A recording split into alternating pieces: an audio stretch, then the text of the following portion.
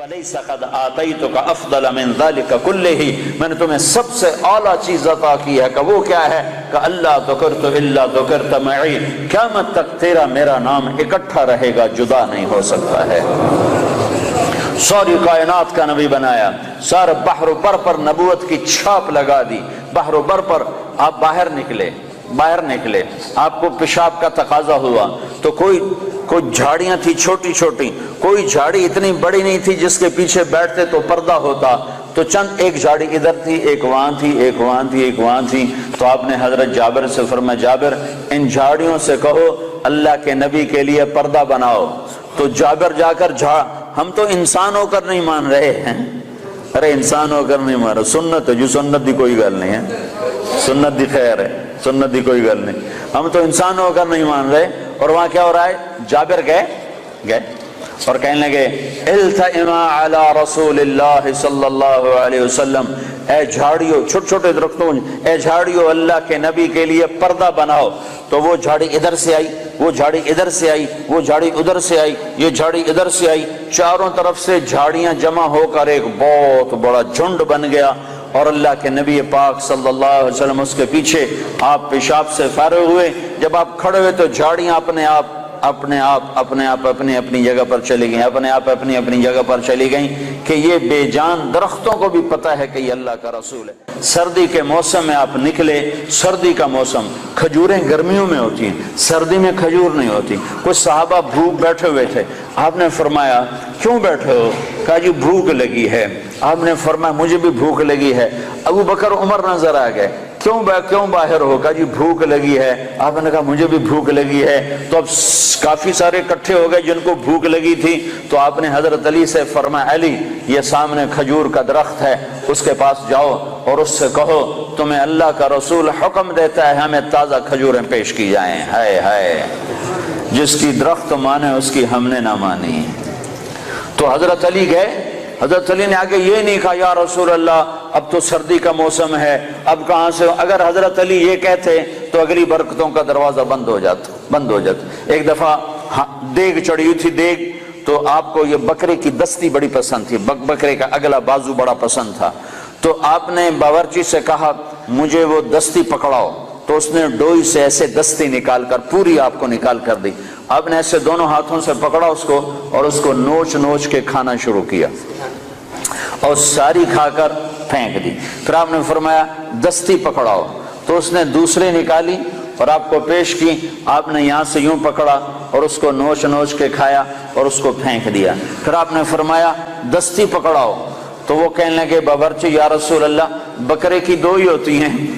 تو آپ نے کہا تیرا بھلا ہو جائے، اگر تو میرے کہنے پہ ہاتھ ڈال دیتا تو جب تک میں کہتا رہتا اللہ مجھے نکال کے کھلاتا رہتا، تیری نا نے برکتوں کا در بند کر دیا۔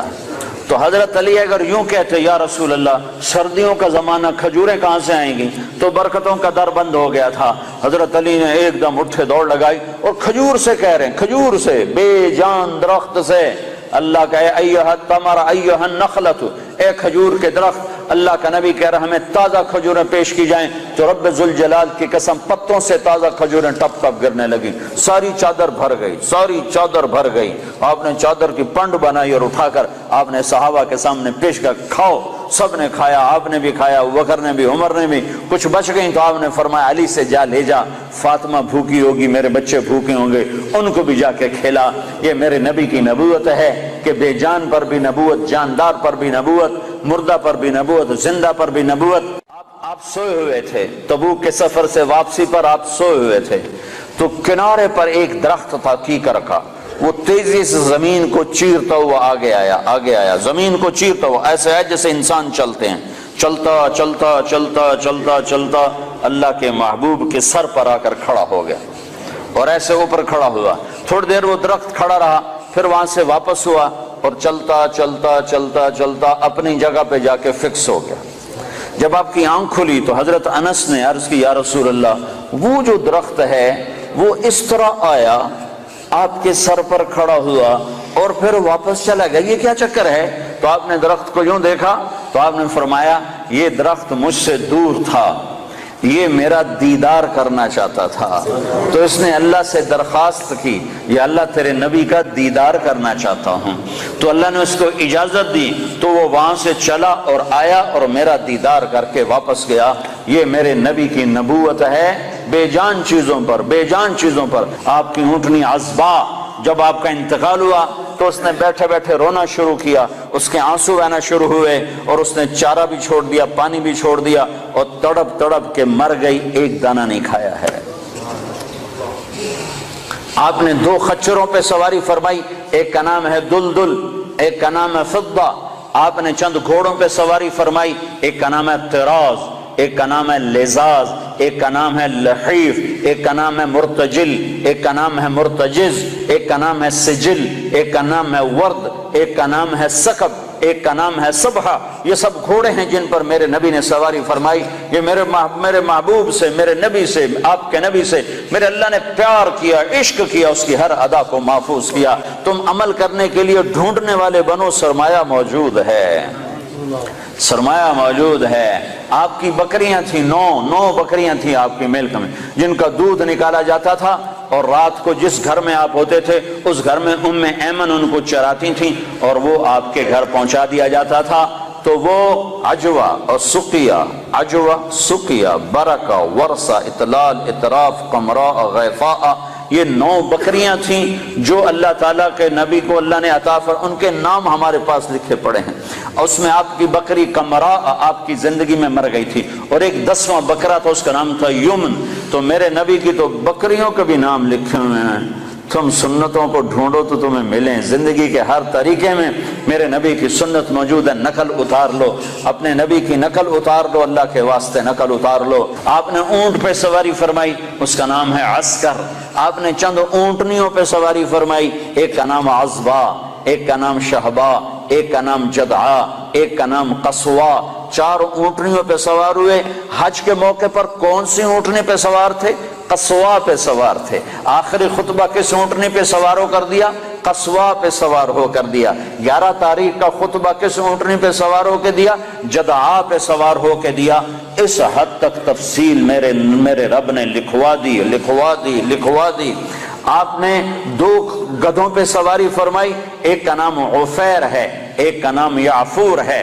جب جنگ خیبر ہوئی اور خیبر فتح ہوا اور مال غنیمت آیا، جانور آئے، تو گدھے آئے۔ ان گدھوں میں ایک گدھا آگے بڑھ کر کہنے لگا، یا رسول اللہ، اللہ کے نبی سے بات کرنے لگا، یا رسول اللہ، آپ نبیوں میں آخری نبی ہیں، کھوتے نو بھی پتا تے بندیاں نو کوئی نہیں پتا۔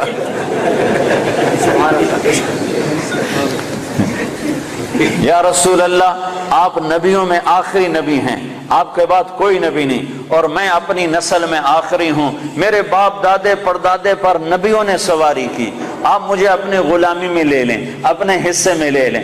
تو آپ نے یافور کو اپنے حصے میں لے لیا، اس پہ سواری فرماتے تھے۔ اور یافور اور بھی کئی کام کرتا تھا۔ کبھی آپ نے کسی کو بلانا ہوتا تھا اور موقع پر کوئی خادم موجود نہیں ہے تو آپ یافور سے فرماتے، جاؤ ابو بکر کو بلا کے لاؤ۔ تو یافور دوڑ لگاتا، وہ جا کر سیدھا ابو بکر کے دروازے پہ ٹکر مارتا، ٹھا، اللہ اکبر۔ تو وہ آدمی گھبرا کے باہر نکلتا کہ ٹکر کیا ماری؟ آگے دیکھا تو یافور شریف کھڑا ہوا، تو پتہ چلتا کہ اللہ کے نبی نے بلایا ہے۔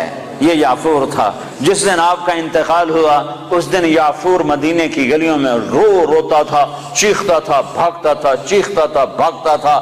آخر اسے صبر نہیں آیا اور ایک کنویں میں چھلانگ لگا کے مر گیا کہ اب نبی کے بعد میرا جینا بھی حرام ہے۔